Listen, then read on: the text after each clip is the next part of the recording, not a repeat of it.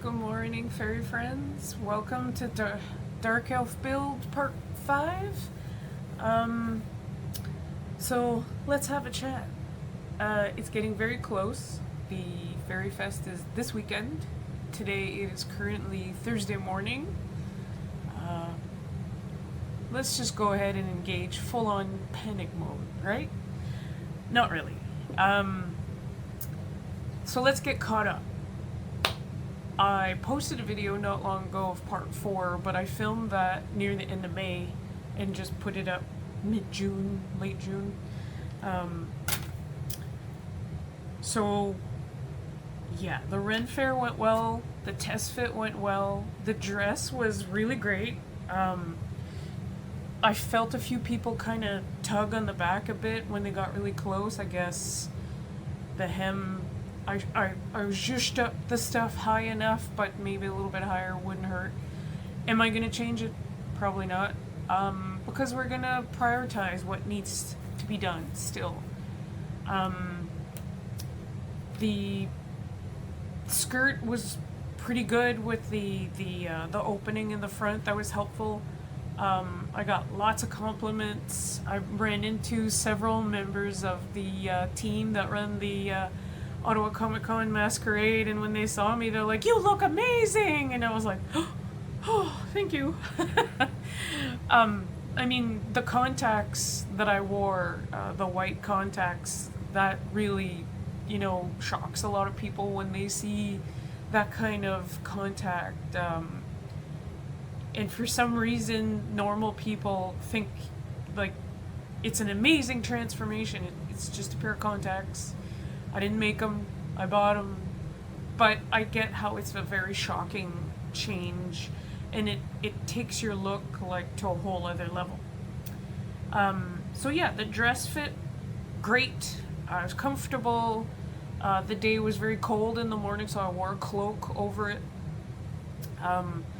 But then I, walked around holding the cloak the rest of the day because it got really hot and humid later on, especially in the sun. But it worked well. If I was wearing it for competition, I would adjust a few things. Well, I couldn't wear it for competition, but if I was going to wear it for a cosplay at an all-day con, I would probably MacGyver something for the boots. Didn't really stay up nice. I felt like they were always slipping down. And that's kind of the way my legs are built. I feel like if I tighten there was a drawstring at the top of the knee-high boots. If I tighten it a lot, then I get like a bulge. Because, chunky thighs, right? So I would either put up some stay-up silicone strips on the inside of the boots, or maybe pieces of Velcro that could attach to some really good cosplay tights. To like not have to even think about it, because I could feel them slipping down, but they're still kind of solid enough that they didn't go down below my knees and hang around my ankles, kind of thing. So, but I mean, that's what you get when you buy like boots off Amazon. They're not leather, they're like a suede kind of fake suede thing. The wig, people love the wig and the little twists. I had to really brush it out when I got home though, because wearing the cloak, every wig always gets really tangled at the back of the neck when there's stuff to rub on. Had I not worn the cloak, would it be less tangled? Most likely, yes.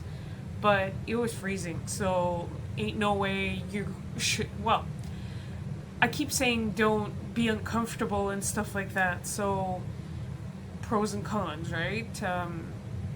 But looking at pictures that friends took, not many of them were taken of me from behind, but you couldn't really tell that it was tangly from what I could see. To me, it's only a detriment if your wig gets totally like snarled and looks like a rat's nest. It's a long wig, and it worked out great. So that was good. The dress was good. The boots were comfortable. No heels, thank goodness. I've come to my senses and given up on the ideal of ever wearing heels. I've never been able to, and I don't know why I listened to somebody last year to wear heels with Jessica Rabbit. Whatever. It looked great, but no comfort whatsoever. So today's focus is the wings. So I decided to kind of throw in a little bit of a tutorial about what do you do when it's con crunch mode time. Well, first of all, get you some energy drinks, hashtag not sponsored. But don't pull all-nighters. I've done a few of those, and as the clock ticks past midnight and deeper into the wee hours, you might hurt yourself and your quality of work goes down.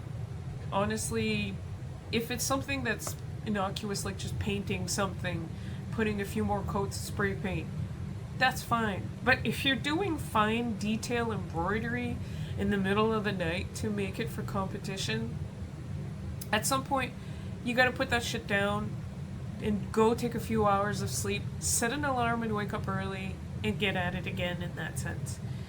Working past the witching hours doesn't help anybody. So here's what I recommend. When you see that, I'll use my Medusa cosplay as an example. Right now, we're early July. I have July and August in a week or two at the beginning of September to complete. I'm about 140 hours in, and I'm guesstimating I might need another 140. So you plan your time. And how do you plan your time? You make a fucking list. So for the Dark Elf, I made a list. So you make your wish list to start off. So what needs to be done with what you want to build right now? So for the Dark Elf, I said test wing design. Sorry, I have a cold. Part of the reason that I'm so late in building the wings is last weekend, crashed out on the couch. Anyways, that's life. That's why con crunch ends up happening. You can't plan for the 2-week head cold, right? It hits you like a Mack truck. So, Dark Elf build, we're going to test a design that I have in my head, and we'll talk about that later. Build wings, obviously, human-sized wings. The test will be small wings. Modify the horns. I think I showed you guys the horns, and I'll show you that in a minute. Modify the wig. Add some hair, twist the hair, and add beads, embellishments to the wig. So here's the plan. You make your list, and then depending on time, you keep getting back to your list. But as soon as you make your list of what you want to do, then you take out your red marker and you underline the stuff that absolutely has to be done. What do you need for your competition build to make the character recognizable to the judges? What can you drop? What do I usually end up dropping? 100% weapons. I love weapons. It's part of the whole thing. I have many weapons hanging up here behind that I've made. But there would be so many more if I planned my fucking time better. So, I'm not great at this either, but these are recommendations. I hope you can do better when you're building your stuff. So for Dark Elf, I said building the wings. I absolutely, for Fairy Fest and for Jen Davis, need to absolutely have a pair of wings. Otherwise, do I look like an elf? No, because you can't see the ears with the wig. These little ears that I painted, you won't be able to see them with the wig unless I glue them into the wig somehow. But that's backup plans. You do that last minute with alien tape on your ear or something, I don't know. But for the spirit of the festival, I wanted to have wings. But I wanted to make gothic Dark Elf wings. So, cue my friend Pinterest, find a shape you like. There are so many shapes that you can make of wings. And I hit on these because I thought, well, the pointy parts, and then I can, you know, so here's the test I want to do. This little idea that I came up with, because while surfing Pinterest and YouTube and watching tutorials, a lot of people have built PVC frames for like dragon wings and stuff like that, and it's like, while I would love to make dragon wings and be more of a dragon looking fairy, we're just gonna go, you know, keep it a little bit more simple, less infrastructure.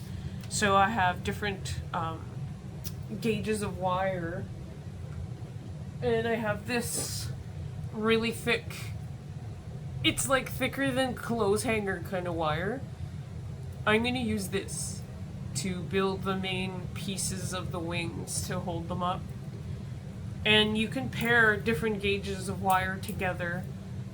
You just tape it together with like electrical tape or duct tape, and then you paint the wire and the tape. You can spray paint outside, but when you've got this image printed out, sometimes you can blow this up in Adobe and make it like full human size. I'm probably going to just hand draw because I've got craft roll that I put down, and that'll be a different part of this video where, you know, I'll come back to it and show you, okay, this is what this looks like drawn out for my body size, and we can talk about that later, how I plan to make these not too wide. Like, you don't want to have like a wingspan of like 6 feet on either side of you, because I'm going to be walking around a campground with like bushes and trees and stuff. So I want to kind of, I might end up tilting the wings up more this way and more downward, so it doesn't make me as wide this way. So wings instead of wings, right? Planning. So you draw out your picture, or you print your picture, and you take the wire and you mimic the shape on the table, shaping it with pliers, or wear some gloves too, because these ends can get kind of cutty. I've sliced my thumb when working on Medusa with different kind of wire. But the test that I have to do is, this is cellophane. It's for gift wrapping and whatnot. But the fun part is that, along with some spray glue, once you have your wing shape done and you paint your wire frame black or gold or silver or whatever you want to do, you lay a piece of this flat, spray the glue down onto the cellophane, put your wire frame wing where this is covering all of, because it's going to make the membrane of the wing basically. And my idea was to additionally add in a piece of lace in between to make it look like it wasn't just like a bug wing, but something more. So I ordered this lace, which got skulls in it. But I don't know if that's going to work because it's a very dense kind of pattern. Like, does it show through the light? Yes, but I wanted something more see-through, more kind of delicate, but still black. So I found another piece of meshy kind of lacy stuff. Aha! It's more spider webby looking, which I'm not mad about. But I think that will mimic the veining inside of some of the bugs' wings or butterflies. And it will show as more delicate and more just of a tiny detail. So that'll be my test, is to build a tiny pair of wings to try out. And we'll see how that goes. Oh, also I wanted to show you from the list of things to do with the horns. Here's my lady here. So this is why I want to shim the horns up. Like this more demon, less Highland cow. Because this, to me, looks like cow horns. It's the shape of the wig, the shape of your head. When you put the magnets here, it's just not. So if I put a little bit of foam at the bottom of the horn, leaving maybe like a crescent shape of a shim underneath. I mean, the magnet is strong. It is very strong. It's a rare earth magnet. And there is space around the base to add a piece of foam. So I think that's what will work out. I can just shim it up like that, where my fingers are, and that'll keep the horn up where I want it to. It shouldn't come off, and it might make it a little bit more solid. Because right now, she not giving it.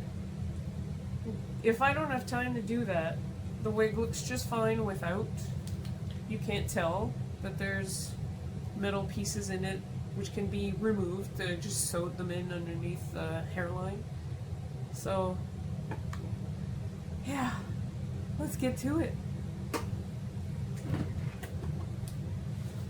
So, I'll be back in seconds, as far as you're concerned, to show you the wings, the little baby wings. So, I did the wing test. I used the lace that is more see-through. But because it's such a small little itty-bitty wing, and the cellophane's very iridescent, you can't really see that it's see-through. But there you go. So I was worried that the lace wouldn't be able to stick on the inside, but I sewed it around the wing shape really quickly and glued the cellophane to the back side, and then waited a bit and then sprayed the front and put another piece of cellophane. Just that alone wasn't enough. I had to use little kind of iron to iron around the outside, and then that made the cellophane kind of stick. I couldn't iron the inside of the wing because, well, it's very small. The human-sized wings I'll be able to, and then that way the cellophane will hopefully stick to the lace more securely. So in theory, I wouldn't necessarily have to sew the lace around the frame of the wing. I also use duct tape to attach the little wing. So when I'm shaping everything, I'm going to have to make a U shape and then mirror another wing on the other side. And it's the U shape that fits in the back of your dress where you lace up the corset lacing, and it should hold fairly well. Anyways, I cut the cellophane and then I used just like a lighter and melted it even more, and that made like a really nice edge. I may have to cover these edges because they're not sharp, but not great either. I could cover it with maybe some seam binding tape, or the duct tape doesn't, on this small one, doesn't really hold super great. So there might be, and then there's glue from the spray, overspray from the stuff. But I would say this is a 100% successful test. And I don't know if you like my little wing. Super cute.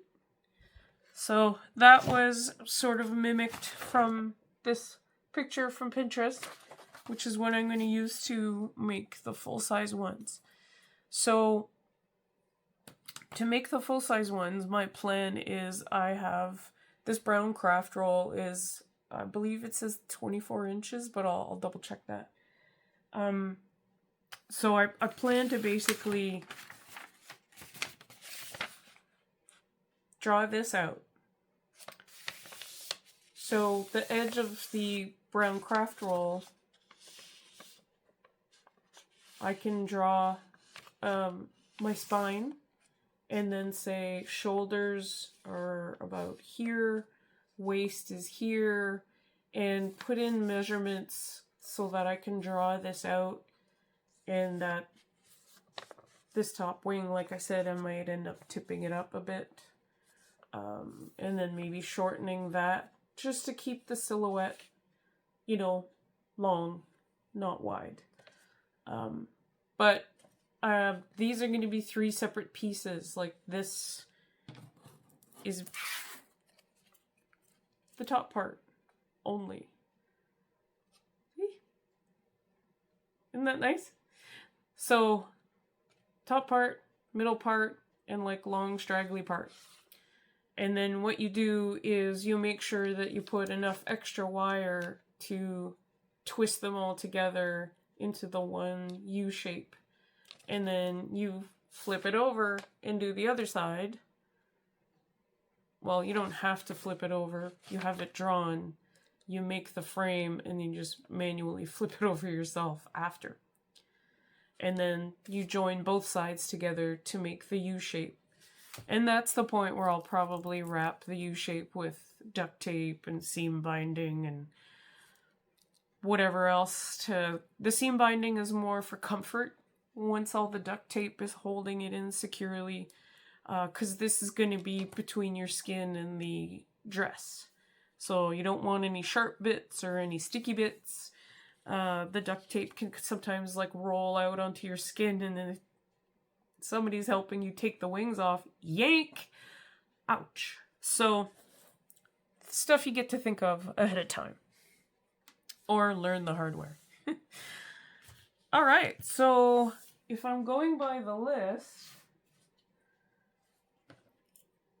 test wing design. Done. Gotta love a check mark. So, it's 2 o'clock.